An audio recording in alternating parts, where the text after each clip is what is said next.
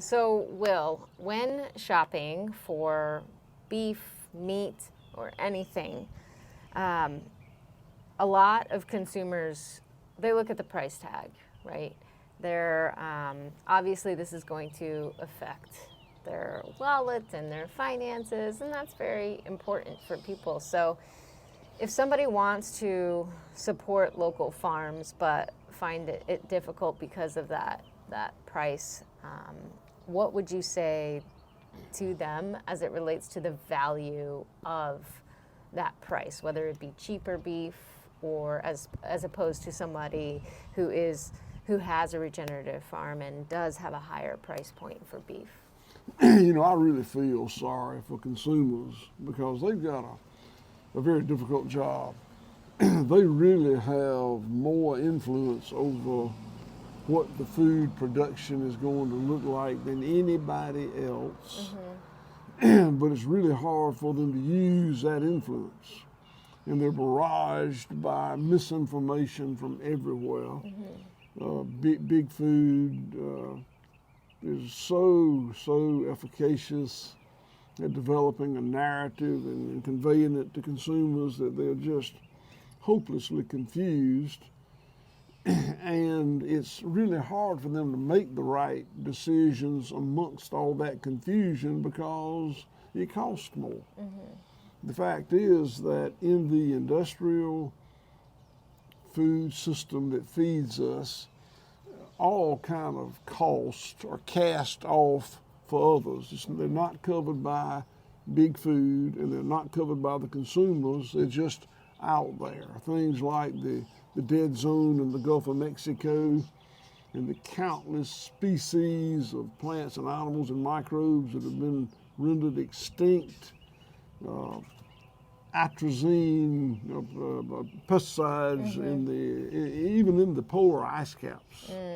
We can just go on and on about plastics. We can just go on and on about all of the negative impacts that really cheap industrial food have wrought on mankind that are not being covered by the producers who are making it or the consumers who are supporting it.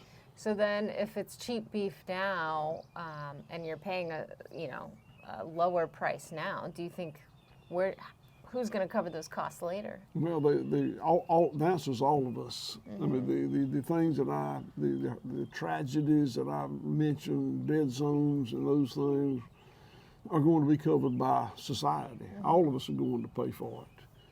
And I really, it's a really hard situation.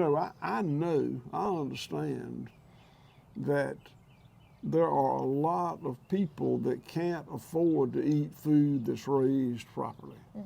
And I don't want anybody hungry. I want everybody fed. I wish they could be fed good food that was raised properly, but failing that, I want them to eat cereal or candy or something. They need nutrition. But that just doubles down on the fact that makes it more important that those who can afford to eat food that's raised properly to do so. Right. And I think that similar to nutrition, that when you eat right for your health, you save, even though it might be a little bit of a higher cost to eat nutritionally dense food and eat food that is healthier for you with that focus, that you'll be paying less in the long term because you're not paying for pharma later. You're paying for food. Yeah, I think that from an environmental impact perspective, from an animal welfare perspective, from a not desertifying rural America perspective, all these things, the amount of extra that people have to pay for their food is worth it. And I don't even get into things like health and nutrition. Right. I certainly believe there are impacts there. I leave that to people like you that's their expertise. Right. I know that from a land perspective, a water perspective, climate perspective, again, animal welfare perspective, It matters what you eat. And I can remember when big food was not greenwashing product particularly, and people like me could tell their story, and a certain percentage of the consumers would see the advantage, the comparative advantage, and do business with us. You know, big food is incredible. I mean, they are really incredible. And their messaging is just the best it can be. And it's amazing to me how confused big food has got even sophisticated consumers.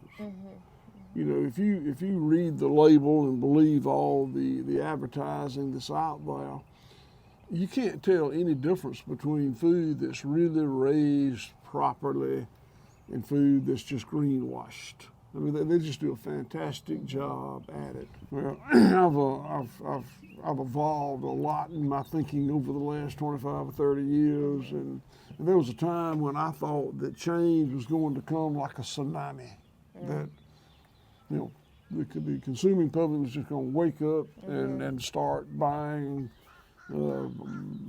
all of their food, most of their food from local farms that was doing their version of doing it right. And I've come to realize that's not how that's going to work for a lot of reasons. It's going to be, if we see meaningful change in the way we produce food in this country, it's going to be bubbles, not a tsunami. Sure, yeah. And I think that's probably the way it's supposed to be. And again, you know, I worry about people that can't afford to pay any more for food. I want those people to have something to eat too. Right, right. And if it's cheap commodity food, that's better than hunger. So, you know, what we want to do is help other farmers develop a program to produce food in a way that's good for the land, good for the animal, good for the environment. And we want to help consumers find, and this is more your job than mine, but help consumers find those farmers that are doing it right. Right. But what's got to happen if this kind of farming is going to increase in scale, is that consumers, the consumers who care and who can afford to, have got to find a farmer that they trust and believe in. It'd be great if you could go to the farm. That'd be fantastic. And we urge people to do it. We've gone to a lot of trouble to create something for people to come to, lodging and dining and that sort of thing. But even if you can't, you can know a lot about your farmer from social media and knowing somebody that has been. And I really think that if this sort of food production is going to increase in this country. It's going to be because the consumers who can afford to and are sophisticated enough to care find a farmer and support them. I think it's important that those of us who are in this business and maybe been in it for a while not be jealous of the progress that other farmers are making. We need to support each other. Right. Again, we do not aspire to turn White Oak Pastures into a big old national firm. That is not the goal. Sadly, we ship food to 48 states right now online, to FedEx, UPS, but I don't want to. You know, I've got to sell a certain amount of stuff to make my business work. We got 170 employees. They need to be paid every Friday. I got to sell a certain amount of stuff to do that. I want to sell it, and I can't sell it in Bluffton, Georgia. We got 150 people, and a lot of them are poor. We can't do that. But I do want to sell the amount of food I need to sell to make my business work in as small a geographic area as I can. And I want to help other people in other geographic areas do the same thing. Right, yeah, I think it's important to just, you know, look at this as, you know, guidance and as a structure too, even for farmers themselves too, if they're you know, thinking about, or maybe people who are thinking about farming, you know, just to kind of apply this sort of same strategy in order to support their local community. We actually formed a nonprofit, a 501c3, called CFAR. The acronym is CFAR, Center for Agricultural Resilience. And we actually have training sessions here to train farmers or wannabe farmers to Great. learn how to raise food the way we do it. Great. Yeah. And then, like I said, too, as far as from a consumer's perspective, too, other ways that you can do this is also maybe talk to your local farmer. And maybe your local farmer is, does things the conventional way. And maybe, introduce them to these sort of programs or have those conversations about how they farm and things like this. And so, I think that could also help your local farmer too. And so what I do like to try to do is have, go to different farms and have these interviews so that we can understand more of this process so that it can help, local farmers, local communities, and then also ultimately the consumer make educational choices. And so, maybe go to farmers market. These are some of the steps that you can do is go to maybe local farmers markets, try to find a farmer, have those conversations, develop a relationship, maybe, purchase one ground beef or something like that, and it doesn't have to be all of your meat comes from this place, but every little bit, I think, makes a difference. We actually wrote a book last year that I hope will encourage other farmers. It's called A Bold Return to Giving a Damn. And I hope that it'll be of benefit. The 25 years experience we've got in building this business, I hope, will be beneficial to other farmers and other places that are trying to do the same thing. Right, I think so too. And it can offer, more, I guess less label fatigue too, is just, more transparency in, farming, because we're not perfect here at, I guess White Oak isn't perfect. No farm is perfect, right? We just doing the best that you can. Yeah. And that's interesting actually, because we talk about a lot about to our interns and people that we're training here about being focused on the land and the animals in the community, but quickly add that sometimes we make decisions for the benefit of the animal that are adverse to the land. Sure. Sometimes we make decisions for the land that's adverse to the animal. Sometimes it's adverse to the community. It's never, every day in running a business like this, every day is dozens and dozens of decisions, and those decisions have winners and losers. And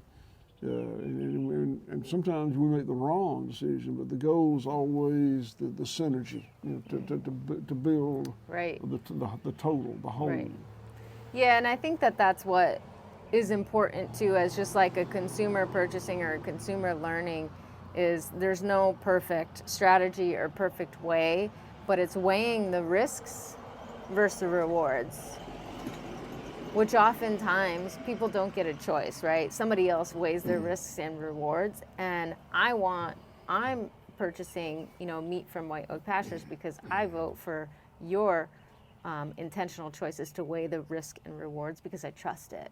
Where I wouldn't trust it from somebody like Tyson. Like, I don't think that risk versus rewards is something that they prioritize when it comes to human health, when it comes to land health, when it comes to anything. It's more of a profit. What are their risk versus rewards from a profit standpoint? Well, that's part of that perfect messaging that we talked about earlier. There's, when you go into a grocery store and you see a product advertised and promoted and marketed, it's all about what's good, and none of the unintended negative consequences are brought up. Right. We talk about them all the time. Yeah, yeah. And there always are some. Yeah. And that's what's important too, is the transparency. So it's not about, pretending that it's a perfect choice or a perfect label or a perfect certification. It's about being transparent to, the cost, to just even land management, to the health of the animal and all these things. So there's not perfection. There's just risk versus rewards, and then having conversations about it. This is all about nature. Yeah. And nature's not fair. Nature's not kind. It's just beautiful. Yeah, I agree.